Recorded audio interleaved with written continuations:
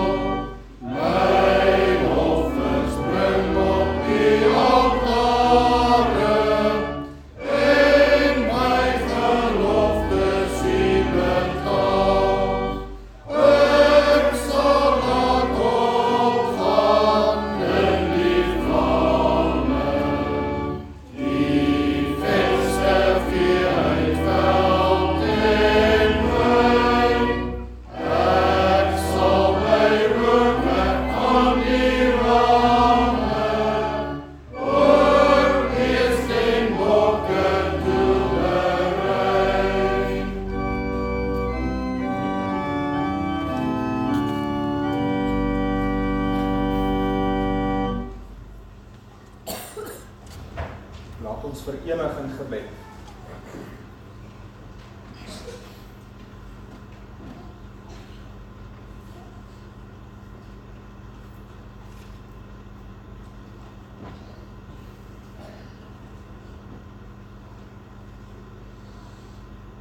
Hemelse Vader,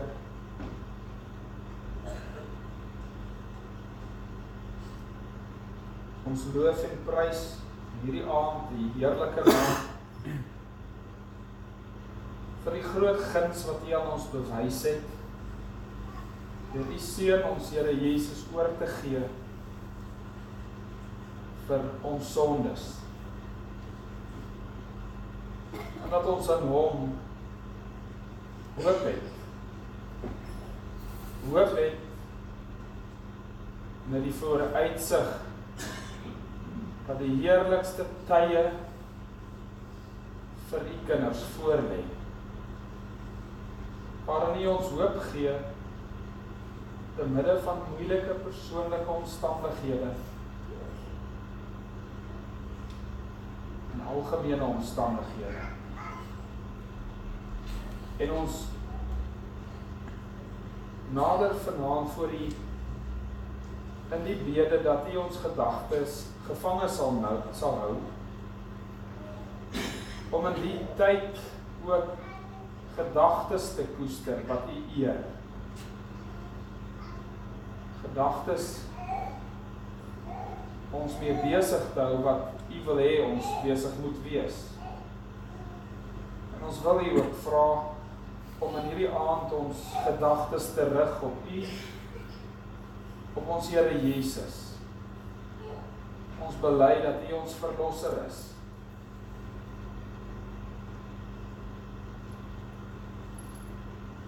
Maak het stil in ons gemoed en spreek u deur u woord en Heilige Gees in ons harte. Ook as ons voor u bely dat u woord lewenskragtig is. Kragtiger as die natuurkragte. Want u spreek en dit geskied. Voor u woord vlug die vyand. Die woord is die lig wat van u afstraal, wat die duisternis verdryf. O Vader, en ons is die gelukkige ontvangers daarvan. Ons prys u daarvoor. Help ons ook vanaand, as ons die saak oordink, van waarom u vir Josef beveel het, dat hy daardie baba seun, u seun, Jesus, moes noem. Hoor ons in sy naam. Amen. Psalm 71, vers 1, 3, 10 en 11. Vers 10, my lof is sommermaat vir u verlossingsdaag. 71, vers 1, 3, 10 en 11.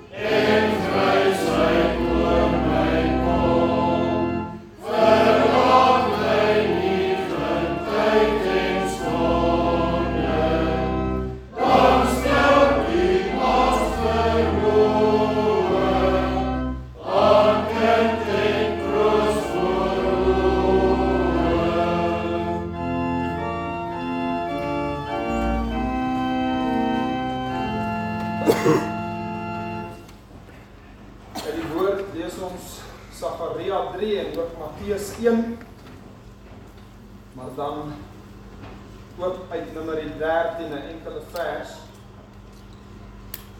Numeri 13, Sagaria 3 en Matteus 1.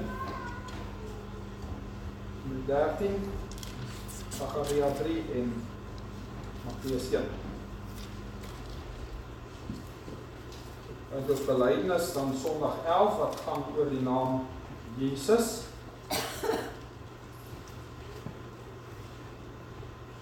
Numeri 13 vers 16. Dit is die name van die manne wat Moses gestuur het om die land te verken.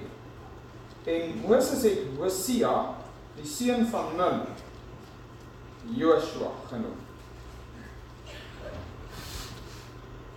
En dan uit Sagaria 3, na die gedeelte oor die hoofpriester, Joshua, is nie dieselfde Joshua, natuurlijk nie, terwille van die kinders, nie dieselfde Joshua as die assistent van Moses, die opvolger van Moses nie. Hier is Joshua die hoofpriester, en na die terugkeer uit ballingskap. En hier is die profeet Sagaria se 4de gesig. Dit is 'n gesig aan Sagaria wat oor Joshua handel. Sagaria 3 vers 1. Daarna het hy my Joshua die hoofpriester laat sien, terwyl hy voor die engel van die Here staan, en die Satan aan sy regterhand staan om hom aan te kla. Toe sê die Here aan die Satan: Mag die Here jou bestraf, o Satan.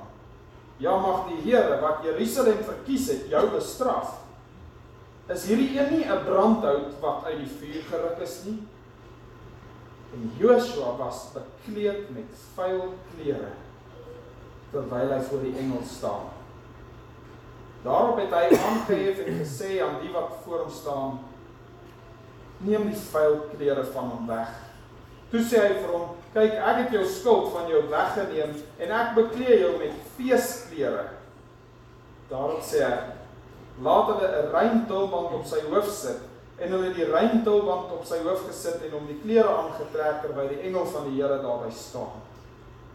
Die engel van die Here het Joshua plegtig verseker en gesê: So sê die Here van die leerskare: As jy in my weë wandel, en as jy my verordening onderhou, dan sal jy my huis bestuur, sowel as my voorhoewe bewaak. En ek sal jou vrye toegang verleen onder diegene wat hier staan. Luister tog, o Joshua, jy wat die hoëpriester is, jy en jou vriende wat voor jou sit, ja, wondertekens is hulle. Want kyk, ek sal my knegt, die spruit, laat kom. Want kyk, die steen wat ek voor Joshua neergelê het, op die een steen is daar 7 oë. Kyk, ek sal sy grafeersel grafeer, spreek die Here van die leerskare. En ek sal die skuld van hierdie land op een dag uittelg. In die dag, spreek die Here van die leerskare, sal julle mekaar uitnooi onder die wingerdstok en onder die vyeboom. Hierdie gesig van Sagaria dan, en dan uit Matteus. Met 'n paar bladsye aan, Matteus hoofstuk 1. Ons lees van vers 18 af. Dit is die geskiedenis van die geboorte van ons Here Jesus.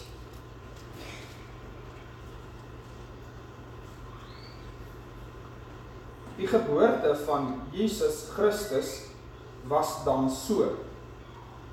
Toe sy moeder Maria verloof was aan Josef, voordat hulle saamgekom het, is sy swanger bevind uit die Heilige Gees.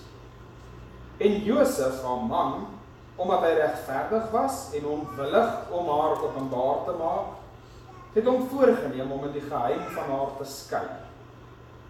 Maar terwyl hy dit in gedagte gehad het, verskyn daar 'n engel van die Here in 'n droom aan hom en sê: Josef, seun van Dawid, wees nie bevrees om Maria, jou vrou, by jou te neem nie.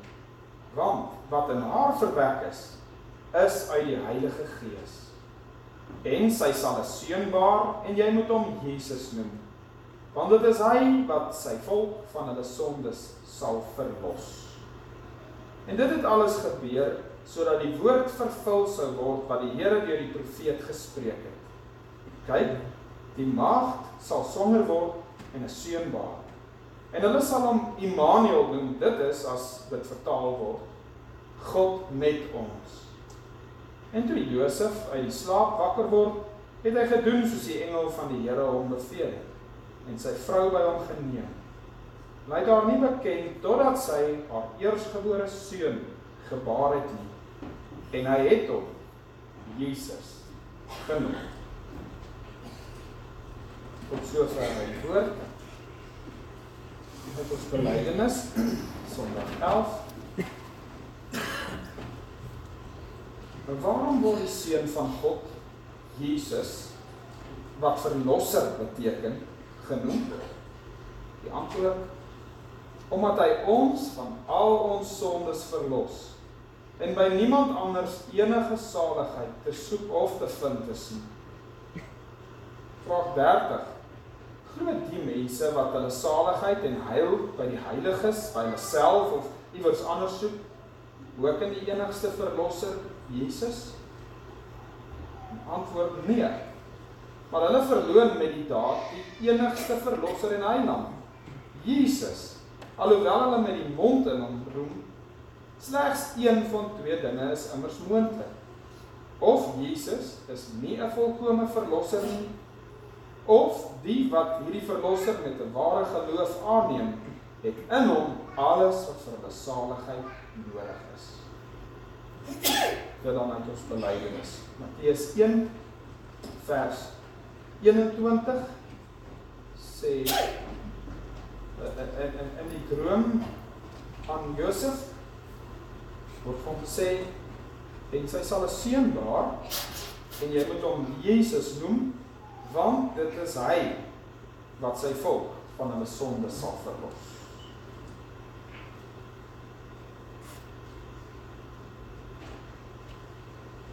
Geliefde broeders en susters, Sondag 11 is deel van die behandeling van die katekismus van die 12 artikels. By Sondag 8 begin ons die 12 artikels behandel. Sondag 8 is oorsigtelik, dit behandel die leer van drie eenheid. En dan begin Sondag 9 en 10 en handel oor die eerste artikel. Ons glo in God die Vader, die Almagtige, die skepper van hemel en aarde. Met Sondag 11 begin ons nou die tweede deel van die 12 artikels, wat handel oor ons Here Jesus. 'n Hele paar Sondagsafdelings word aan hom afgestaan, ons belydenis oor Jesus Christus. En die eerste paar gaan dan oor die naam Jesus, die volgende een oor Christus, en die volgende een enige gebore seun van God, ons Here. Vanaand se Sondagsafdeling vestig al die aandag op hierdie naam Jesus. Die naam Jesus was in die tyd van ons Here Jesus 'n baie algemene Joodse naam. Dit is amper soos in Afrikaans ons die naam Pieter of Willem of Johan het. Dit was 'n baie algemene naam. Die geleerde mense praat van moontlik die 4de gewildste naam onder hulle. Dit na Simon, Josef en Juda, wat dalk bietjie meer gewild was en meer gebruik is. Maar as jy groot geword het in Palestina, in die tyd van ons Here Jesus, sou jy waarskynlik 'n Jesus geken het, in jou dorp baie groot geword het. En soos jy weet, broeders en susters, is die Nuwe Testament in Grieks oorspronklik geskryf. En is dan natuurlik in die Nuwe Testament, wat ons lees van die geboorte van ons Here Jesus, wat ons nou vanaand met Matteus gelees het. Die naam Jesus, soos ons dit ken, is niks anders nie as die Griekse ekwivalent of vertaling, kan mens sê, van die naam, die Ou Testamentiese naam Joshua. Die Hebreëse naam Joshua of soos dit dalk in Hebreëus en Aramees sou klink, Yahshua beteken die Here verlos. So die naam Jesus is, ons het hom nou via die Grieks en Afrikaans gekry, is niks anders nie as dieselfde naam Joshua. So die naam Joshua is natuurlik nie in die Ou Testament onbekend nie. Ons het vanaand gelees van twee van hulle. Ons het gelees van Joshua, die seun van Nun, en ook Joshua, die seun van Josadak. Joshua, die seun van Nun, was Moses se assistent, en hy het hom later opgevolg as leier. Ons het vanoggend na hom verwys in die prediking. Hy was die een wat vir Moses gesê het, belet vir Eldad en Medad om te profeteer. Hierdie Joshua het nie verniet die naam Joshua gehad nie, en ons het vanaand gelees, sy naam was aanvanklik nie Joshua nie, maar Hosea. Die naam Hosea beteken ook verlos, om iemand te verlos, maar Moses gee hom die naam Joshua. Nou gewoonlik in die Hebreëse taal, wanneer die letter J bygevoeg word, dan is dit die verbondsnaam van die Here wat verkort word, die verbondsnaam Jahweh, wat beteken ek is. Moses gee hom die naam, as hy die J bygee, beteken dit die Here verlos.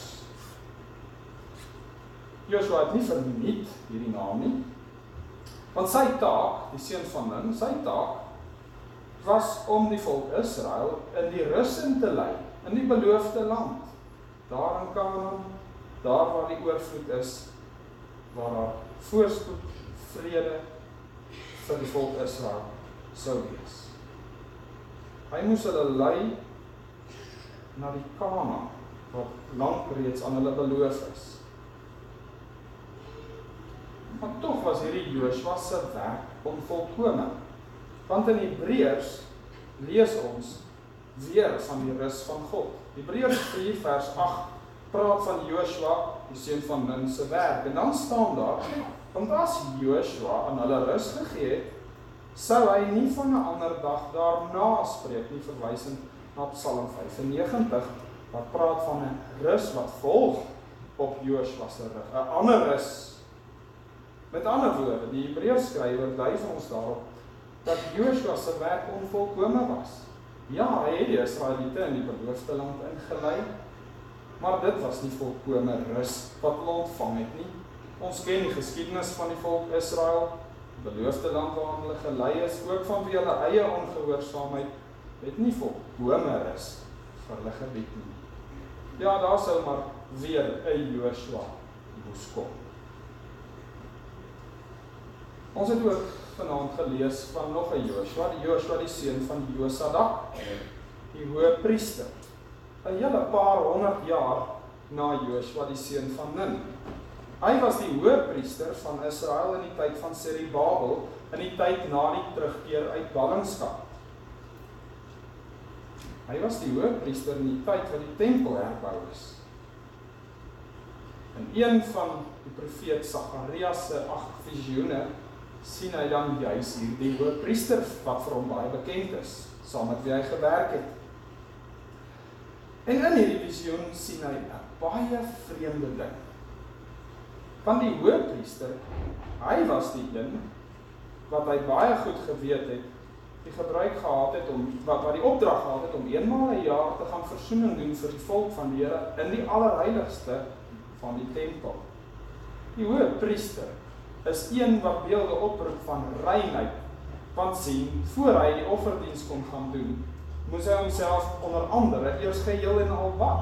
Hy moes die gewone priesterkleed, moes hy nie dra nie, maar 'n skoon en wit kleed, verteenwoordiging van reinheid en skoonheid. Hy moes eers 'n bul slag natuurlik vir sy eie sonde, en vir sy eie sonde versoening doen, voordat hy vir die volk met die bloed van 'n lam versoening kon gaan doen. So wanneer Sagaria hierdie visioen sien, en hy sien die hoëpriester met vuil klere aan, en gemeente die taal in die oorspronklike vir die vuil klere herinner ook aan drek. Dit is vir hom 'n baie vreemde ding om te sien. is eintlik vir hom baie erg. Daardie visioen maak die Here aan hom bekend dat hierdie hoëpriester totaal en al nie voldoende is nie. Hy is vanweë sy eie sondes ook vuil. En dan lees ons in Sagaria 3 dat die bevel van die Here kom dat hierdie Joshua se vuil klere uitgetrek moet word en aan hom skoon klere gegee moet word. Daar staan in vers 4: Kyk, ek het jou skuld van jou weggeneem en ek beklee jou met vleesklere. Hy wat verantwoordelik was vir die versoening van die volk, vir die wegneem van die volk se sonde voor die Here sê nou vir hom, ek sal jou skuld wegneem. Sien, want hy het nodig om verlos te word.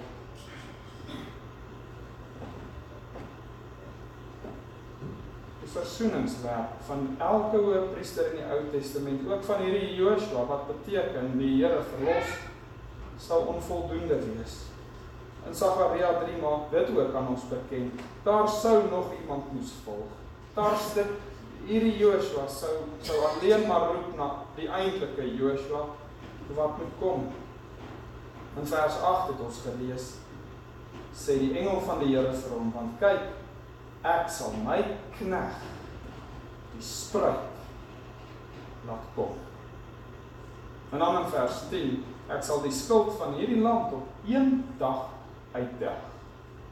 Daar hoef nie gereelde offers op te gaan vir die versoening en dit sal nie meer nodig wees nie. 1 dag sal dit weggeneem word. Hier kom nog 'n ander Joshua. Die Joshua wat sy naam volkome gestand sou doen, wat die volkome openbaring sou wees van die Jahwe verlos, die Here verlos. En dan lees ons die geskiedenis van die geboorte van daardie seun in Bethlehem. 'n Vrou met die naam Maria in Israel sou swanger word. Sy het swanger geword. Sy was verloof aan 'n Joodse man met die naam Josef, en is ook 'n baie algemene Joodse naam. En Josef was 'n regverdige man, lees ons van hom. En hy het nie voor die troue by sy verloofde geslaap nie. Maar toe word bekend dat sy swanger is en omdat hy haar nie openbaar tot skande wou bring, het hy hom voorgeneem om so stil as moontlik in die geheim, om self van haar los te maak. Maar dan lees ons dat terwyl hierdie dinge in sy gedagtes was, terwyl hy op hierdie plan eintlik besluit het, verskyn 'n engel van die Here in 'n droom aan Josef. En die engel sê vir hom, moenie die verloving verbreek nie, want wat in haar verwek is uit die Heilige Gees. Haar swangerskap kom nie van 'n mens nie. En dan sê hy, wanneer hierdie babatjie gebore word, moet jy hom Jesus noem. Josef was 'n Jood. Hy het na alle waarskynlikheid nie kennis van die Griekse taal gehad nie. Die engel sou met hom in sy moedertaal gepraat het, wat op daardie stadium natuurlik Aramees was, 'n variant van Hebreëus, baie naby aan Hebreëus. Hy sou vir haar gesê, jy moet die kind, hy sou vir hom gesê, jy moet die kind Joshua noem. En die rede is, want dit is hy, wat sy volk van hulle sondes sal verlos. Hy is die Here wat die verlossing bewerk. Sien, hierdie Joshua, hy is nie die seun van Nun nie. Hy is nie die seun van Josedak nie. En hy is nie die seun van Josef nie. Hy is die seun van God. En jy moet hom Jesus noem.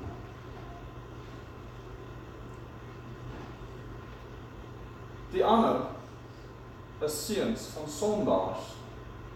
Die erfsonde dra oor op hulle. Maar hierdie een is uniek. Hy word nie op die normale wyse ontvang nie. Die Heilige Gees oorskadu Maria. En hierdie Joshua word gebore sonder vlek, sonder sonde. Hy sou deur sy hele lewe nie sonde doen nie, al sou die versoekinge van die Satan baie fel wees. Hierdie Joshua, wat sonder sonde was, ons Here Jesus. Hy het aan die kruis gesterf op Golgotha. Hy is die rede waarom die Here vir die ander Joshua kon sê, trek vir hom skoon klere aan. Hy is die een wat Sagaria 3 vervul. Hy is die een wat op een dag vir die land verlossing bring.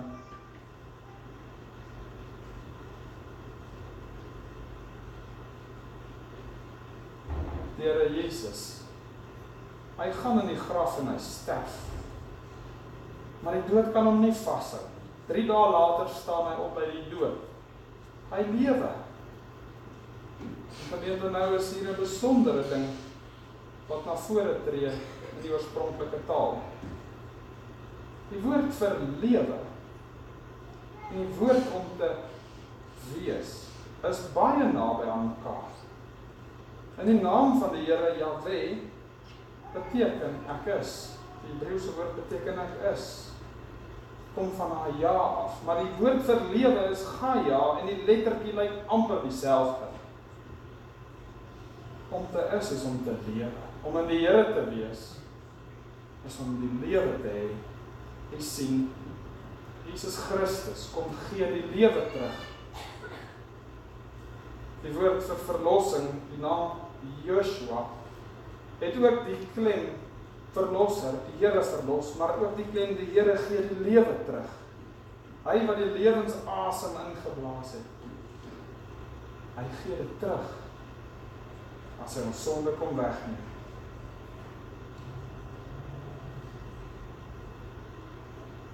Nou, die Jesus het opgestaan uit die dood. Hy het die dood oorwin. En nou leer die evangelie ons, hy is die eersteling wat opgestaan het uit die dood.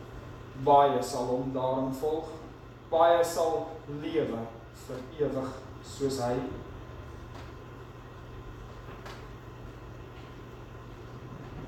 En daarom sê die Here Jesus, ek is die lewe.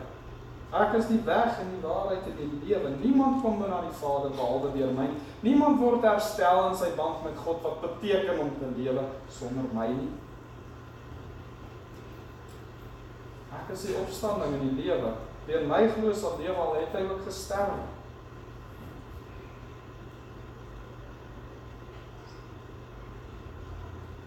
Nou die seun van Nun is Joshua genoem. Die seun van Josadak is ook Joshua genoem. Hoekom word die seun van God so genoem? En hy is die Here se verlossing aan sy volk. Die katekismes bring ons by die punt dat die verlossing alleen deur hom is. Hy is die enigste een wat verlossing kan gee. Hy is die enigste een by wie daar verlossing te vind is. Broer en suster, waar soek jy jou verlossing? Waar soek jy die lewe?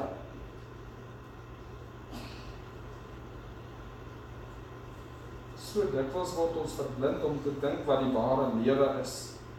So dikwels sien mense op advertensies die verleiding van hierdie is die lewe.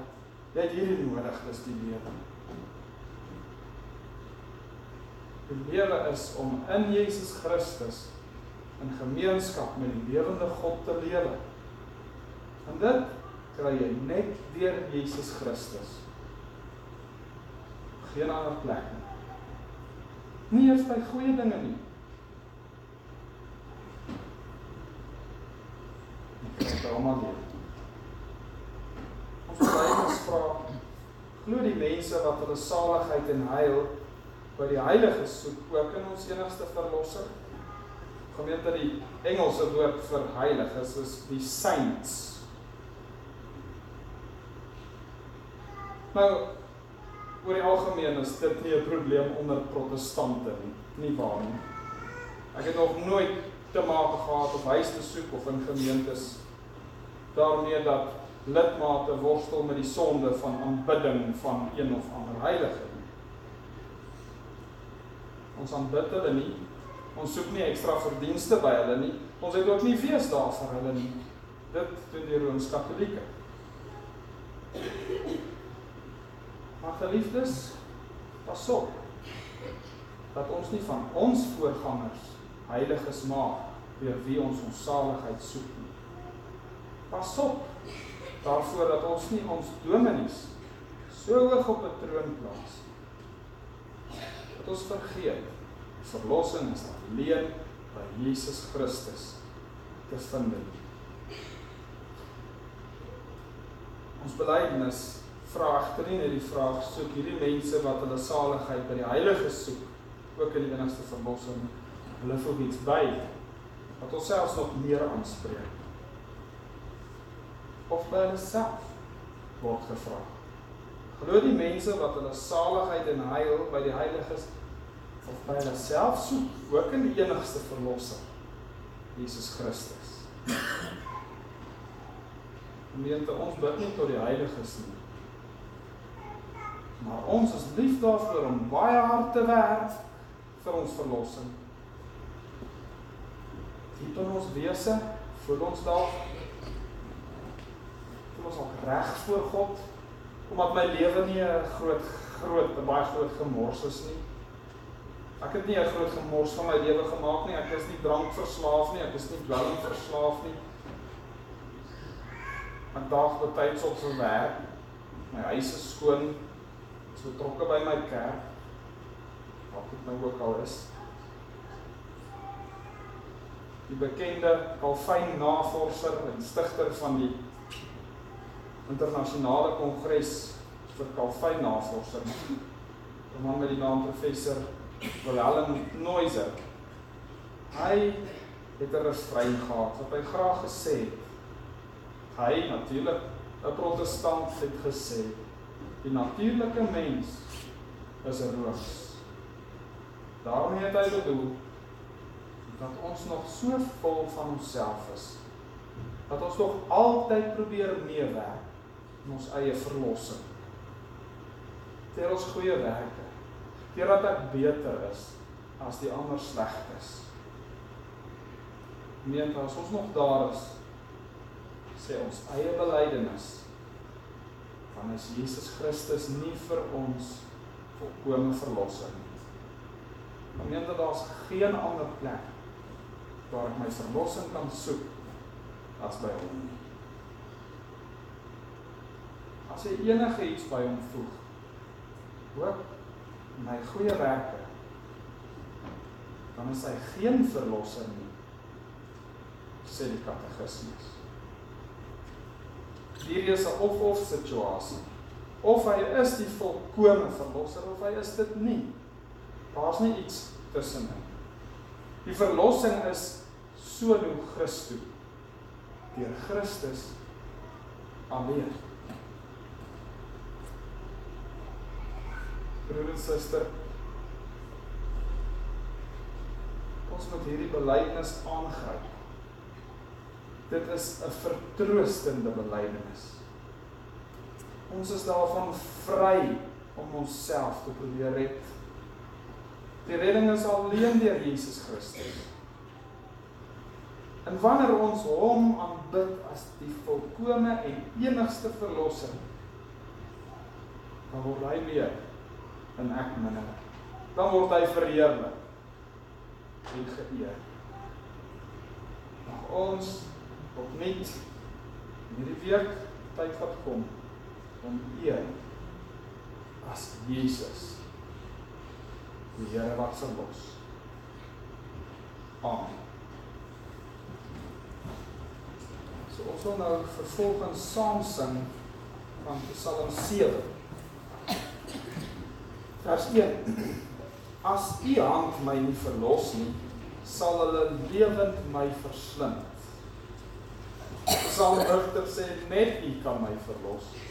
Vers 8 ook, sal ek dan die Heer nie loof nie, sy naam nie hulde bring, vir sy groot verlossingsdade sal ek die Allerhoogste sing.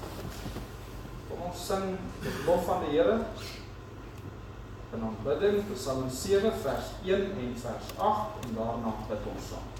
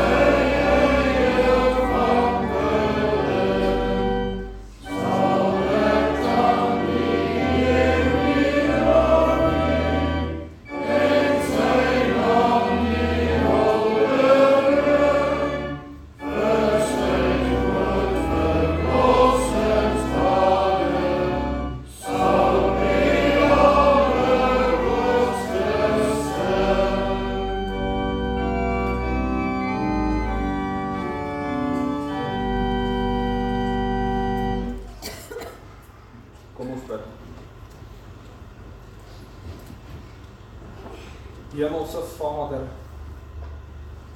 ons eer U as die enigste verlosser. By U alleen is heil te vind. By U alleen is die ware lewe, die ewige lewe. U is ons verlustiging in die oggend, U is ons verlustiging in die aand. Ons loof en prys U wonderlike naam. Ons dank U vir die lewe en dit in oorvloed.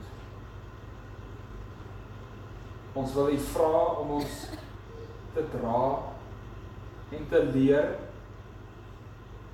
om aan U te dink en ons vervulling by U te soek.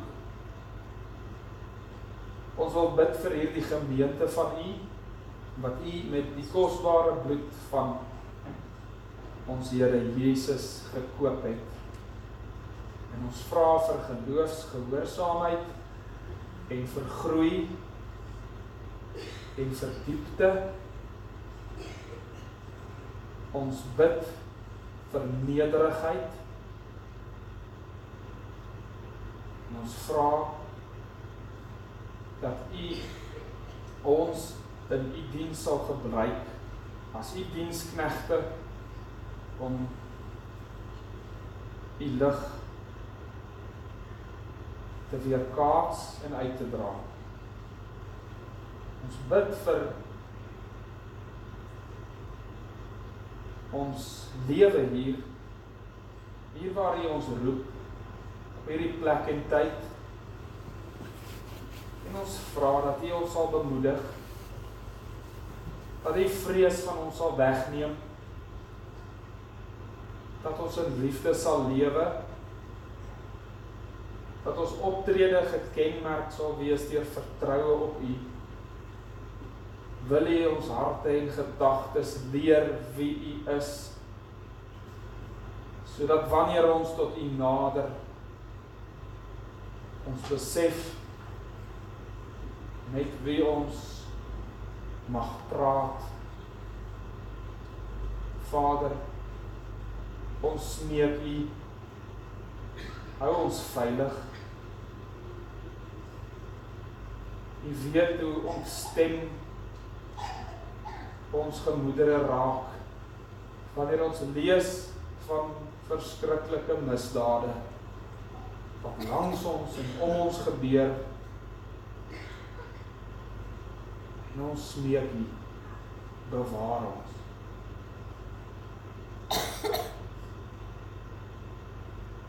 Ons bid dit nie alleen vir ons nie, maar ook vir ander gelowiges, vir U volk, ook hier in ons land. Ons vra dat U met die verlies van soveel sekuriteite ons enigste hoop op U te stel. Vader, ons dink aan die bejaarde broeders en susters in ons gemeente, aan hulle wie se kinders oor see is, wat alleen is. Ons bid dat U hulle sal dra en onderskraag. Hulle wat elke dag met kroniese pyn lewe, o Vader, maak dit draaglik. Ons bid vir hulle wat tragiese nuus verneem het. Ons dink in die besonder aan Suster Rina wat kennis geneem het van die verlies van 'n broer. Ons bid vir ons susters wat herstel na operasies. Bid vir hulle met familielede wat siek is. Vir hulle met ongesteldhede. Vader, ons bid ook dat U vir ons sal gebruik by ons werksplekke en dat U vir ons werksvreugde sal gee. O Vader, ons bid so vir ons kinders. Ons bid vir 'n toekoms vir hulle. 'n Toekoms in gehoorsaamheid aan U. Wil U vir hulle ruimte gee. Ons bid vir mans en vrouens, vir die wat, vir wie dit U behaag, om 'n man of 'n vrou te gee. Skenk gelowige mense. Vader, ons bid ook vir amptdraers in ons gemeente. Ons bid vir die ontwikkeling van hulle, vir manne vol van die Heilige Gees en van waarheid, om ook daardie wyse te dien. Ons bid, Vader, vir die vernuwing van ons gemoed. Wil U ons leer hoe om te dink soos U wil hê ons moet dink, en ons ook langs die weg van ons gedagtes al meer vernuwe om gelykvormig te word aan Jesus Christus.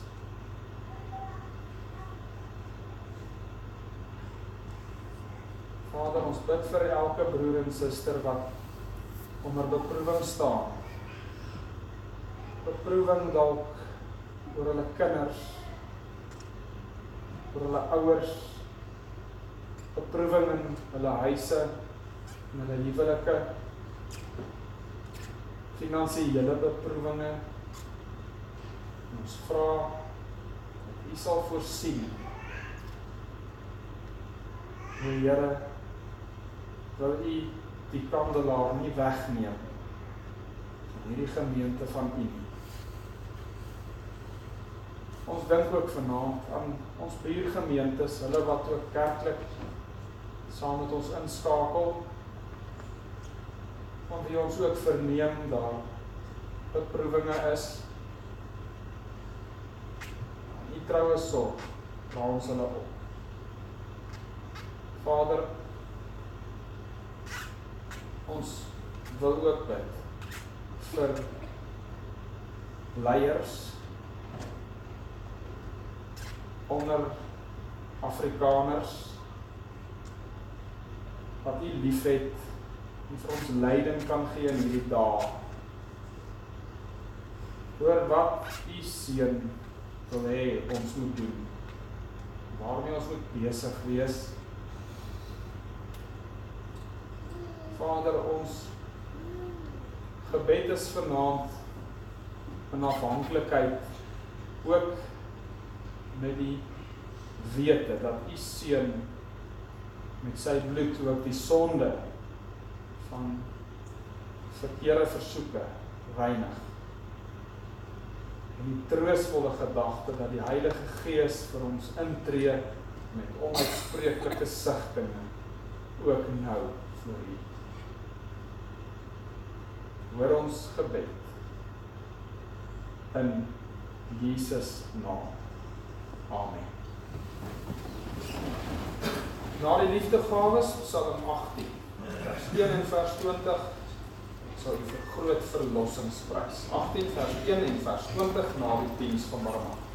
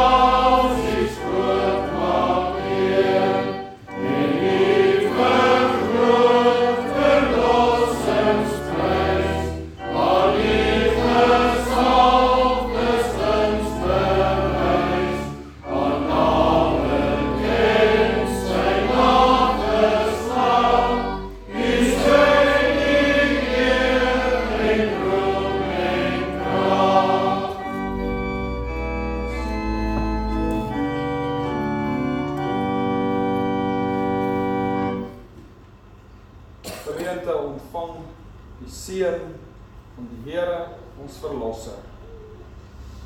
Die Here sal jou seën en jou behoed. Die Here sal sy aangesig oor jou laat skyn en jou genadig wees. Die Here sal sy aangesig oor jou verhef en aan jou vrede gee. Amen.